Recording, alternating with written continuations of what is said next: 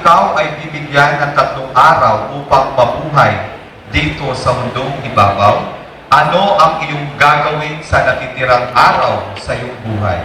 Ulitin ko po, halimbawa, kung ikaw ay bibigyan ng 3 araw upang mabuhay dito sa mundong ibabaw, ano ang iyong gagawin sa natitirang araw sa iyong buhay at bakit? Thank you for that question. If I have 3 more days to live in this world, the third last day that I'm going to spend is to my friends and relatives, the person that makes me a human being standing in front of you. The last 2 days is for my family, who give me and still me values in order to cope with the problems and obstacles that I am facing now. And the last day that I will spend, these last days of my life, is of course to our Almighty God, who give me the chance of living in this world, facing the happiness and struggles in my life, but still I am standing here in front of you, showing who I am and what I have. Thank you. Thank you very much.